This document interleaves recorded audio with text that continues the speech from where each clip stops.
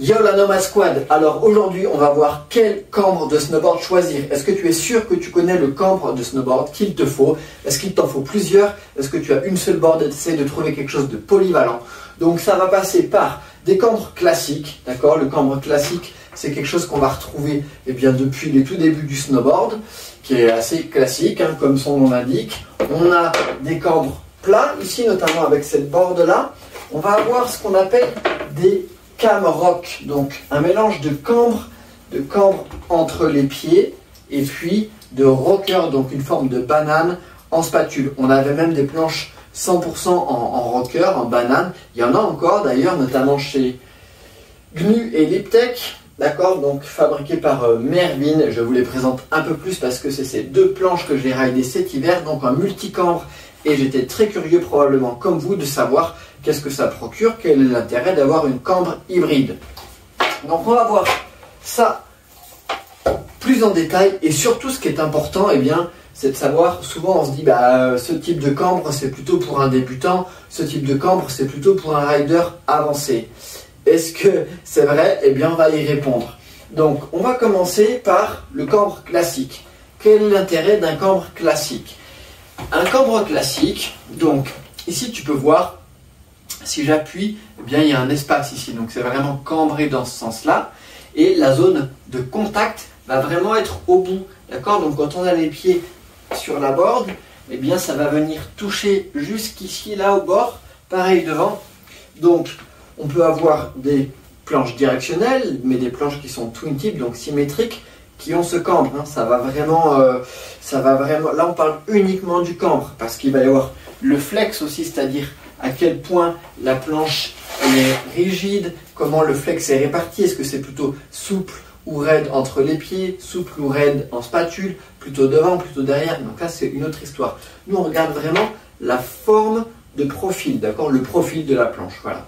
Donc ici on est sur une planche en cambre avec du contact au bout, ce qui va lui procurer donc un gros pop, parce que le cambre va renvoyer un peu comme un arc, et puis la zone de contact elle va très loin au bout de la spatule. Par contre, gros inconvénient, c'est que dès qu'on est en hors-piste, cette planche va avoir tendance à plonger dans la poudreuse. Donc si jamais tu veux t'initier au hors-piste, si jamais tu aimes la poudreuse, ce type de planche n'est vraiment pas facile à rider dans cette neige. Ça peut se faire, mais c'est vraiment pas facile, c'est très physique.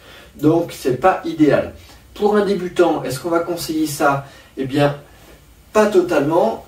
Disons que là on va regarder aussi le flex. Moi j'aime bien quand même, pour que quelqu'un qui ride de manière intermédiaire puisse avoir de l'accroche. Ça va procurer une très bonne accroche sur piste. Donc au départ on aime bien avoir une bonne accroche, donc pourquoi pas pour un débutant, à condition d'avoir un flex assez souple.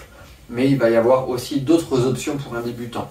Et donc là pour le coup, typiquement cette board c'est une planche de parc pour rider avancé, pour faire du kicker, pour aller vite, pour avoir beaucoup d'accroche et beaucoup de pop. Donc on voit bien que c'est pas destiné à un débutant. Mais voilà, ce côté accroche peut être intéressant pour un débutant.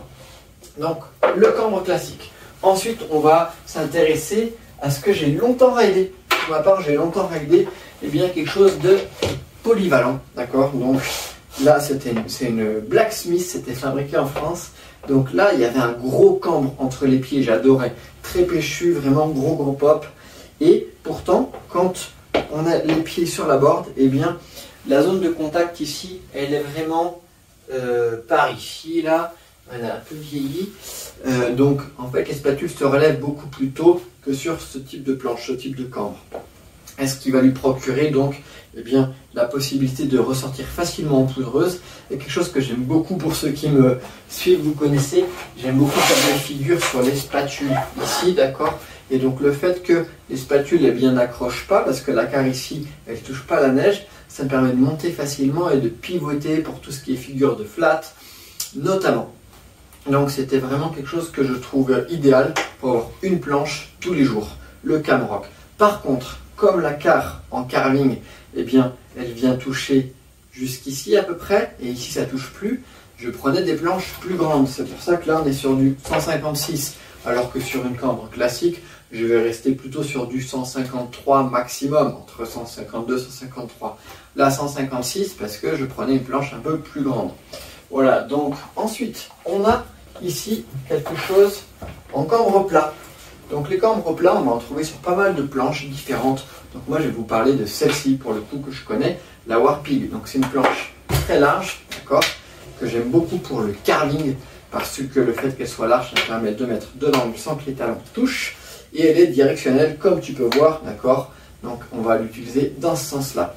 Donc cambre plat, donc j'ai pas grand chose à te montrer au niveau ici du milieu de la planche. Par contre effectivement un cambre plat ne veut pas dire que il ne va pas y avoir la spatule qui va se relever plus ou moins tôt. Typiquement ici sur le tail qui est bien carré, ça va aller très loin, la carre va aller très loin jusqu'au bout, ici le contact, et ici sur le nose qui est très différent, et bien la carre, voilà, là quand la carre elle vient décrocher légèrement dès ici, et puis de plus en plus, ce qui va lui procurer vraiment une très bonne aisance dans la poudreuse de la neige molle. Et notamment aussi dans la slush, donc ce type de planche est vraiment cool aussi au printemps, enfin dès que la neige est molle en fait. Et moi pour ma part, je vais beaucoup, comme je disais, pour le carving, mais on peut vraiment tout faire avec. C'est Brandon J. Davis qui l'utilise en slopestyle, en halfpipe, en rail aussi, donc voilà, après les limites c'est vous qui les donnez. Mais du coup ce cambre plat, ça va lui conférer vraiment de la polyvalence, comme elle est faite pour aller dans la poudreuse principalement à l'origine, et bien ça va lui permettre d'avoir quand même le nose qui ressort facilement sans avoir trop de rocker, et en même temps avoir quand même de l'accroche, donc c'est une certaine forme de polyvalence. On peut retrouver ce type de cambre parfois sur des planches orientées débutants, mais encore une fois on peut voir ici que c'est pas du tout une planche de débutant, et pourtant elle a ce type de cambre. Donc voilà, là ici on va dire que la priorité c'était, c'est un programme hors piste poudreuse. Et ici on a deux multicambres, c'est les deux planches que j'ai raidées cet hiver, j'avais jamais raidé des cambres hybrides. Donc là on est sur le cambre C2, notamment ici avec la essentielle et ici avec la Rider Choice. Je vous montre les deux parce qu'on peut voir qu'elles ont pas la même forme. Ici on est sur une planche twin tip 100% symétrique, vraiment à fond freestyle le programme. Et puis ici on est sur une planche plutôt directionnelle, donc là comme on dirait all mountain, un peu tout terrain. Donc on peut voir que le tail est un peu plus carré, le nose est légèrement long, mais ça reste assez gentil. C'est une planche qui n'est pas très directionnelle comparée à la Warpig qu'on a pu voir juste avant. Donc j'étais très curieux de tester ces cambres hybrides et j'ai utilisé ces planches là tous les jours pour travailler vraiment, parce que j'aime bien avoir deux planches pour notamment quand je suis hors piste, eh bien pas faire de trous dans la semelle de la planche que je ride, vraiment mes jours de prédilection, c'était celle-ci, la Rider Choice. J'aime beaucoup faire du rail, j'aime beaucoup faire du parc, mais j'aime aussi beaucoup le carving, beaucoup les tricks en flat, énormément les rails. Vous voyez, j'aime vraiment tout faire en snowboard, et c'est pour ça que pour moi cette planche là c'est ma planche de prédilection, d'accord. C'est vraiment la planche que j'ai adorée, bien que j'aime toutes les boards que j'ai ici. Celle-ci je la ride pas, je ride pas de cambre classique, ça m'ennuie trop, mais voilà. Donc là ça c'était vraiment une planche de tous les jours. Et je vous avoue que ça m'a vraiment surpris au début, les cambres hybrides. Qu'est-ce qui est particulier sur ce cambre? Regardez, si je ne vous ai pas déjà montré. Donc là, si jamais j'ai mon poids ici, vous pouvez voir, tu peux voir que cette partie-là de la planche ne touche pas le sol.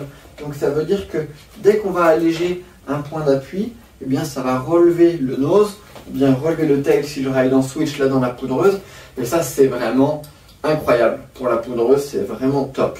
Ensuite, quelque chose qui m'a surpris quand j'ai utilisé cette planche dès le début, vraiment je me souviens le premier jour, je me suis dit ça accroche vachement, et vous savez où est-ce que ça accrochait vachement?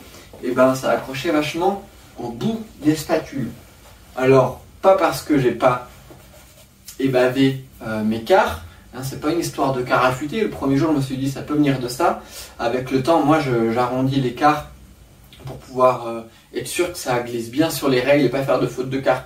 Donc je vous assure que en fait ces cambres là, que ce soit sur celle-ci ou sur celle-ci, accrochent beaucoup plus en spatule qu'une planche qui va être en camrock. Donc c'est vraiment intéressant. Ça veut dire que en carving, elle s'accroche très très fort et en même temps en poudreuse, elle déloge vachement bien. Donc c'est vraiment le gros avantage de ce cambre C2, c'est que ça marche pour tout, pour le carving, pour la poudreuse. Et c'est ce que j'aimais bien avec le camrock ici. Sauf que le camrock, comme je vous disais, bien, en spatule ici au bord, ça décrochait beaucoup plus vite. Et donc il a fallu que je m'habitue à ça pour les butters, notamment pour le flat. Mais ça veut dire quelque chose, c'est que cette planche-là, je la raille dans 155. Et celle-ci, je l'avais prise en grande taille pour être sûr d'être vraiment à l'aise en carving, justement, et en poudreuse. Et il se trouve que comme elle accroche énormément là, eh bien, je peux la prendre en plus petit. Donc là, elle est en 157 et j'aurais volontiers pris la 154 maintenant que je connais un peu les subtilités de ce cambre hybride. Donc c'est le cambre C2 chez Mervin, donc Liptech et GNU, si jamais vous vous posez la question. Ça a le gros avantage donc de déjauger en poudreuse, d'accrocher en carving et de pouvoir prendre une planche un peu à sa taille en fait. Pas de la surcoter parce qu'il y a du rocker et qu'on veut que ça accroche quand même. Donc j'ai trouvé ça vraiment hyper pertinent. Et je suis très curieux de tester de nouveau donc en un peu plus court. Voilà, ensuite effectivement certains diront ouais mais là il y a l'écart en mind traction, donc l'écart ondulé. C'est pas vrai, je veux dire c'est pas à cause de ça. Moi, le mind traction ça m'a vraiment pas gêné du tout, je l'ai pas senti. Et c'est pas parce qu'il y a le mind traction que ça accroche ou que ça décroche. D'accord, ce qui fait que ça accroche ou que ça décroche, c'est que justement le multicambre fait que on a ici cette forme là, sous les pieds cette forme là, donc ici ça replonge. Donc quand j'appuie, puisque ici ça plonge, eh bien la carre elle va vraiment venir fort sur le sol et c'est pour ça que on sent ici quand on a les deux pieds avec le poids sur la board, que ça va accrocher très fort dans ces zones là. D'accord, donc très bien pour le carving. Effectivement, par contre, si jamais tu es complètement débutant, et bien il y a quelque chose qui surprend, c'est ça, regarde, dès qu'on est léger sur les appuis, si vraiment on n'est pas sûr de soi, ça pivote, d'accord, c'est une vraie toupie ici au milieu. Donc il y en a qui disent, ouais mais ça c'est fait pour les débutants. Pas du tout, parce que justement, quand on n'est pas sûr de ses appuis, le fait d'avoir ce petit effet de pivotement peut être assez terrifiant. Je vous avoue qu'au départ, je l'ai ressenti. Je me suis dit, tiens, c'est étonnant, qu'est-ce qui se passe? Et donc, ça force à avoir une position de base vraiment bien, à écarter les genoux pour vraiment appuyer sur ces deux jambes en même temps et pas se retrouver déséquilibré sur une jambe ou l'autre. Donc, une fois qu'on a ressenti ça, compris ça, on arrive à dominer ces planches. Encore une fois, si jamais on prend la Orca de Travis Rice, ça va être péchu. Si on prend une planche en C2 un peu plus molle, forcément on aura plus facilement les deux jambes au contact de la neige. Donc pour ma part, les cambres vraiment hybrides, c'est ce que je préfère. Ici là, ça manque énormément de polyvalence. Ça marche bien, mais du coup là ça va pas être une planche que je vais utiliser tous les jours. Et pour ma part qui aime avoir une planche, la même planche pour rayer tous les jours, ce type de cambre est parfait. Ça marchait bien avec ça et là ça va avoir l'avantage de pouvoir prendre une planche un peu plus courte, donc un peu plus légère et c'est pas négligeable.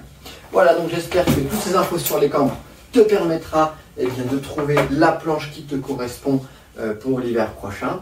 Et n'hésite pas si jamais tu as des questions en commentaire, j'essaierai d'y répondre évidemment par rapport à tout ce que j'ai pu expérimenter. Allez, on se retrouve dans une prochaine vidéo. Ciao ciao.